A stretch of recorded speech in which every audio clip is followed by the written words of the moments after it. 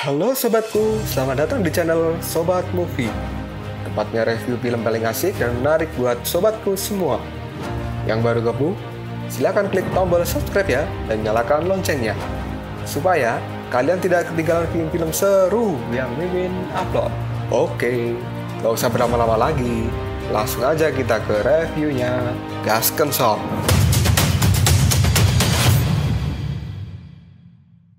Hey, oke, sobatku terkeren, terkecil, terbaik, tersemuanya. Kita masih bersama Sobat Movie, channel alur cerita terasik sepanjang masa. Oke, kita lanjut bahas Sising Ji episode chapter 35. Gak usah caci shot banyak bacot, kita langsung masuk aja ke pembahasan. Sun Wukong yang pada saat ini telah berada di perpustakaan Istana Surga. Dia pun membuat sejarawan kaget karena melihat kemunculan dari Sun Wukong. Sejarawan itu pun lalu berkata, "Kamu adalah Sun Wukong kan? Ternyata kamu lebih kecil dari yang kubayangkan. Tapi kenapa kamu bisa masuk ke Istana Surga?" Sun Wukong pun kemudian menjawabnya, "Hei, apa maksudmu bertanya seperti itu? Dan kenapa kamu terlihat sangat ketakutan? Apakah kamu sebelumnya belum pernah melihat monster?" Sejarawan itu pun kemudian menjawab, "Iya, aku sebelumnya belum pernah melihat monster. Karena aku dulu sangat ketakutan. Tapi sekarang kamu berbeda. Kamu sekarang adalah seorang budak perang. Dan masuk Istana Surga tentu saja bukan sebuah halangan." Sambil memandang sejarawan itu, Sun Wukong kemudian menjawabnya, "Kata-kata yang bagus. Tapi di tempat ini tidak ada seorang pun yang bisa menghalangi budak perang sepertiku." Tiba-tiba saja Tathagata pun muncul dan mengatakan, "Akulah yang mengizinkan dia masuk. Dan ini bukan sebuah masalah yang besar. Wukong, berhentilah menakut-nakuti Wen Kuking, karena para dewa belum terbiasa dengan para monster. Kamu sebaiknya jangan berkeliaran dulu di tempat ini." Wukong dan Wen Kuking pun memandang Tathagata. Lalu Tathagata berbicara kembali, "Wukong, kamu sebelumnya telah menghilang dan aku merasa khawatir. Tapi saat ini kamu telah muncul di Istana Surga dan kamu mengatakan ingin masuk ke dalam kolam karma surgawi. Untuk apa kamu melakukan hal itu? Jika kamu butuh bantuan, kamu cukup memberitahu aku saja." Sambil tersenyum, Sun Wukong pun kemudian berkata, "Tathagata, kamu jangan tanya begitu, karena ini adalah rahasiaku. Kamu cukup percaya saja padaku, karena aku tidak akan melakukan hal yang macam-macam pada saat ini." Kisah pun kemudian dimulai setelah Biksu Tong dan para muridnya berhasil mendapatkan api abadi. Sun Wukong kemudian dibunuh di Istana Surga. Hal ini dikarenakan Kaisar Sitian telah terjatuh ke dalam kegelapan dan ingin menguasai api abadi untuk kepentingan pribadinya. Pada akhirnya api abadi itu pun berhasil diselamatkan oleh Tathagata dan dibawa ke Gunung Tianyu. Beberapa puluh tahun kemudian para dewa menyerang Gunung Tianyu atas perintah dari Sitian dan api abadi jatuh ke tangan Bailang. Pada akhirnya Bailang pun mendapatkan tanggung jawab untuk mengembalikan api abadi ke surga barat. Dia kemudian meminta tolong pada Biksu Tong dan juga para muridnya. Tim baru yang telah terbentuk pun akhirnya kembali melakukan perjalanan ke barat. Pada titik terakhir, Sun Wukong yang telah mati pun berhasil kembali ke dunia dengan waktu yang terbatas. Dia kemudian bertarung dengan Yuan Zetiansun agar bisa mengulur waktu dalam proses pengembalian Xiao Yu pada posisinya. Dan pada akhirnya misi pun berhasil.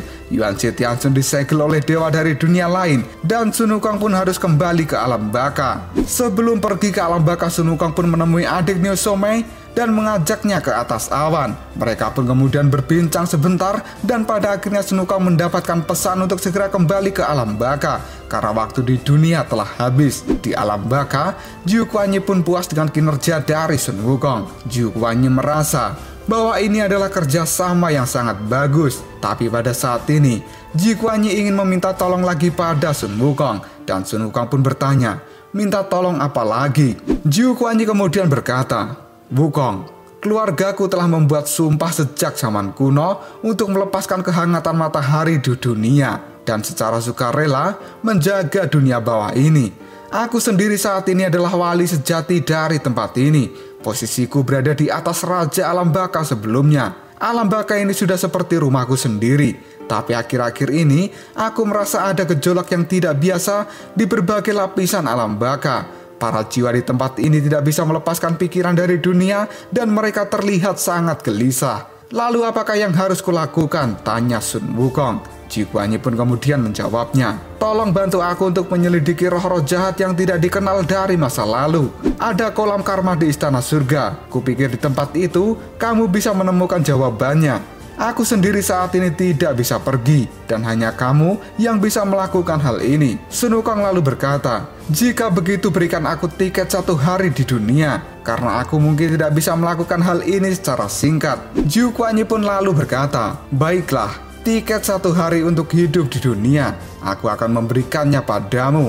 Nih, terima." Ji Kuan Yi pun kemudian melempar tiket itu pada Sun Wukong, dan Sun Wukong kali ini menangkap tiket itu. Tapi ternyata tiket yang diberikan oleh Ji Kuan Yi bukan tiket 1 hari, melainkan itu adalah tiket 1 tahun. Kita berpindah ke istana surga pada saat ini. Wukong yang sudah berada di depan kolam karma, dia pun menyentuh airnya dan berkata, "Tathagata, bagaimana caranya aku memakai kolam ini?" Tathagata pun menjawabnya, "Kamu tinggal masuk saja ke dalamnya. Setelah kamu masuk, kamu akan merasakan hawa dingin dan pikiranmu akan dikosongkan. Lalu lihat apa yang ingin kamu lihat." Wukong kemudian berkata, "Ternyata para dewa itu sedikit lebih pintar karena bisa membuat sesuatu seperti ini." Dan kini, Tathagata pun bertanya pada Sun Wukong, "Wukong, ada legenda yang mengatakan bahwa kamu sudah mati, tapi sebenarnya apa yang sedang kamu sembunyikan?" Wukong pun kemudian menjawabnya, "Tidak apa-apa, dan aku masih hidup pada saat ini." Tathagata kemudian berkata kembali, "Jasa-jasamu sebelumnya sangat besar, dan kamu dianugerahi sebagai budak perang. Kenapa kamu tidak tinggal di istana surga saja? Karena masih banyak yang harus kamu pelajari di tempat ini." Wukong pun kemudian tertawa dan menjawab, "Tidak kusangka pada akhirnya Sun Wukong ini bisa menjadi bagian dari istana surga, dan aku bisa menjadi dewa. Sepertinya hal itu sangat menyenangkan. Tapi maaf, aku tidak bisa tinggal di tempat ini. Bagaimanapun juga, aku ini adalah seorang monster, dan monster itu harus hidup dengan monster yang lain. Karena aku suka dengan kebebasan. Jadi aku memilih untuk menjadi monster saja daripada harus menjadi seorang dewa. Untuk gelarnya tidak masalah, aku akan menerimanya. Tapi untuk tinggal di tempat ini, aku sungguh tidak bisa." Tathagata kemudian berkata, "Tapi Wukong, misi sebagai dewa adalah untuk menjaga dunia agar tetap di jalan yang benar." Wukong pun kemudian tertawa keras sambil mengatakan, "Tathagata, kamu itu memiliki aturan yang banyak yang harus kupatuhi. Aku bisa mati bosan karena mengikuti peraturanmu. Lupakan itu, Tathagata. Aku akan pergi sebentar, dan nanti kita bicara lagi ya." Wukong pun lalu berlari dan dia masuk ke dalam kolam karma. Di kolam karma ini Sun Wukong merasa airnya terasa gelap, dan dia melihat seperti asap hitam yang merupakan bagian dari kumpulan karma seluruh makhluk hidup. Wukong kemudian terkejut karena dia sepertinya menemukan sesuatu. Tathagata yang berada di pinggiran kolam lalu mengatakan bahwa dia merasakan firasat yang buruk. Sejarawan Wen Kuqing lalu bertanya, apakah semua itu karena Sun Wukong? Dan Tathagata saat ini menjawabnya, dia tidak akan meminta masuk ke dalam kolam tanpa sebab dan akibat yang tidak beralasan. Meskipun dia menolak mengatakan tujuannya, itu pasti adalah masalah yang penting. Api abadi sudah kembali ke posisinya. Perang antara dewa dan juga asura juga telah berhenti. Saat ini tidak ada konflik apapun, tapi aku merasa sesuatu yang tidak enak. Surga telah mengalami perubahan besar, dan saat ini kekuatan kita telah jauh melemah. Tiba-tiba saja seorang prajurit terburu-buru mendatangi Tathagata. Dia terlihat sangat panik dan kemudian mengajak Tathagata untuk keluar melihat sesuatu yang ada di luar istana surgawi. Tathagata pun kemudian bergegas untuk melihat hal itu. Dan pada saat ini, Tathagata pun dibuat terkejut. Di tempat lain, pada saat ini sebuah bayangan muncul dari dalam es dan berkata, "Halo teman lama," pada jenderal surga timur yang ada di depannya. Dan orang itu adalah Kaisar Sitian.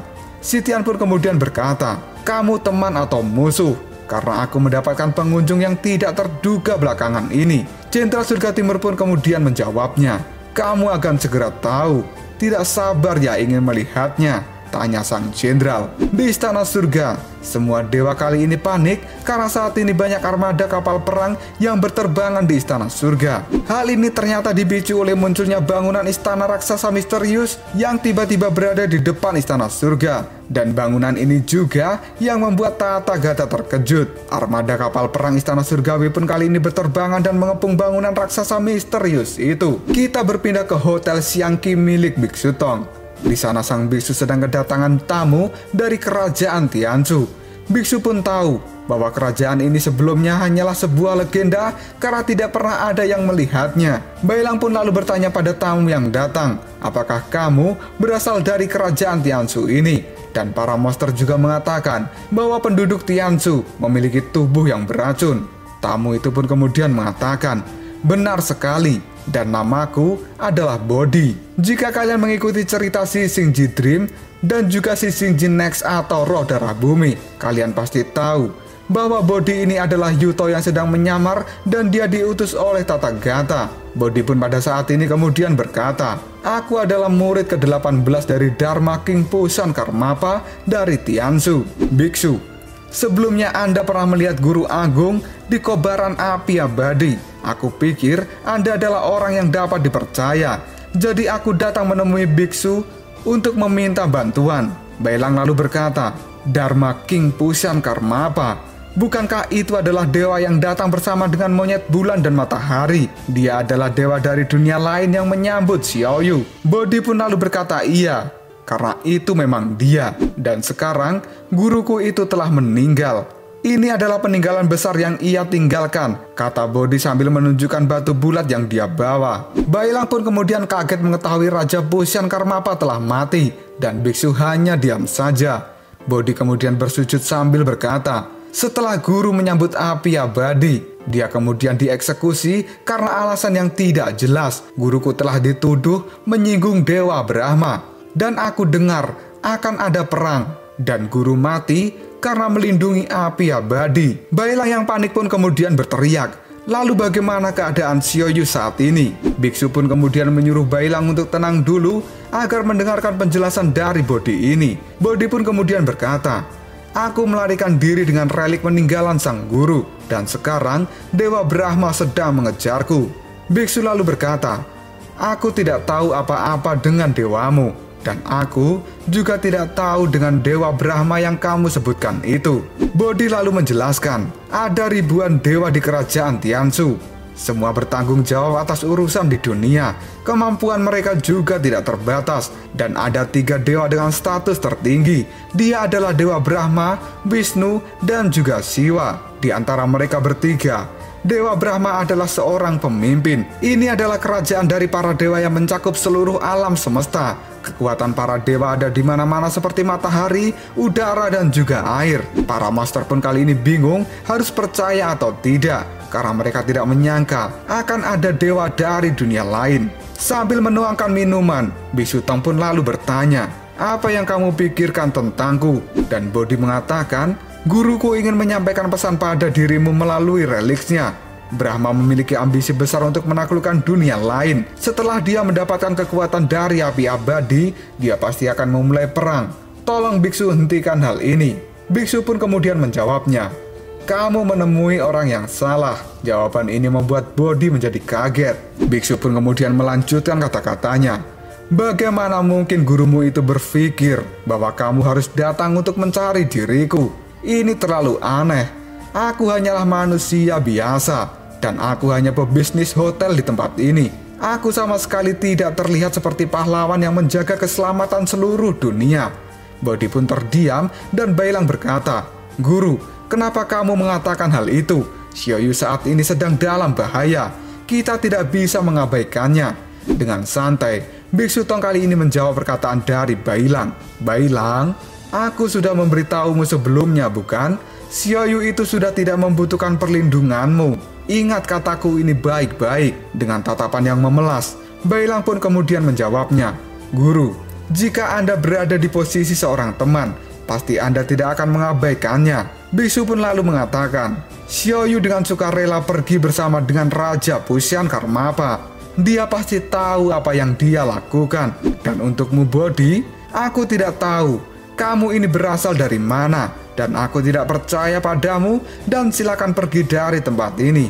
Bailang pun kemudian berteriak bahwa gurunya tidak boleh mengabaikan Bodhi demi menyelamatkan dunia. Dengan santai Biksu Tong lalu mengatakan, "Bailang, kamu masih terlalu muda. Di dunia ini banyak pembohong dan mereka ada di mana-mana." Bodhi kemudian berteriak bahwa dia tidak berbohong, dan jika Dewa Brahma berhasil mendapatkan api abadi, maka konsekuensinya tidak terbayangkan. Biksu pun tetap santai dan dia tidak ingin ikut campur karena dia akan menjadi seorang pebisnis hotel di tempat ini. Biksu lalu menyuruh Bodhi untuk segera pergi dari hotelnya. Dan tiba-tiba saja, hotel Biksu Tong pun kali ini meledak. Semua orang yang ada di dalamnya kali ini panik dengan apa yang telah terjadi. Atap hotel Biksu Tong pun kali ini hancur dan bolong. Kemudian terlihatlah seseorang yang mengambang di udara. Orang itu lalu berkata, "Bodhi Putra, ternyata kamu memang ada di tempat ini. Tidak ada jalan untuk kabur lagi. Cepatlah kembali bersamaku." Orang yang muncul ini adalah dewa dari dunia lain yang mengejar Bodhi pada saat ini. Dan dia adalah dewa matahari bernama Suryer. Di istana surga, bangunan misterius itu pun semakin mendekat dengan istana surga pada saat ini. Tathagata pun merasakan bahaya besar sedang mendekat. Karena sekarang, istana misterius akan segera bertabrakan dengan istana surga. Tathagata pun kemudian berteriak untuk menyuruh semuanya menghindar dari tempat ini. Tidak lama kemudian, istana misterius itu benar-benar bertabrakan dengan istana surga. Hal ini membuat bangunan istana surga sebagian hancur lebur. Orang-orangnya pun terlempar begitu saja. Kemudian Tathagata memakai tubuh Buddha emasnya untuk menyelamatkan para dewa yang terlempar. Sambil melakukan penyelamatan, Tathagata juga berusaha menahan bangunan istana misterius agar tidak terlalu banyak menimbulkan kerusakan di istana surga ini. Dan tiba-tiba saja, Tathagata pun saat ini dibuat kaget karena cakar hitam raksasa keluar dari dalam istana misterius. Dan tidak lama kemudian, burung hitam besar dengan 4 kepala tengkorak menampakkan dirinya dari dalam istana. Di atas burung itu ada seseorang yang berkata, "Halo para dewa dunia tengah, ucapkan selamat datang pada kematian kalian." Ternyata orang ini adalah dewa dari dunia lain yang memiliki julukan sebagai malaikat maut, dan namanya adalah Yama. Lalu apakah yang akan terjadi selanjutnya? Apakah sebenarnya tujuan dari para dewa dunia lain ini? Apakah mereka benar-benar akan mengacaukan seluruh dunia pada saat ini? Jika kalian penasaran, tunggu aja jawabannya di next video Sising G episode chapter 36 yang akan tayang minggu depan. Kopral Sob.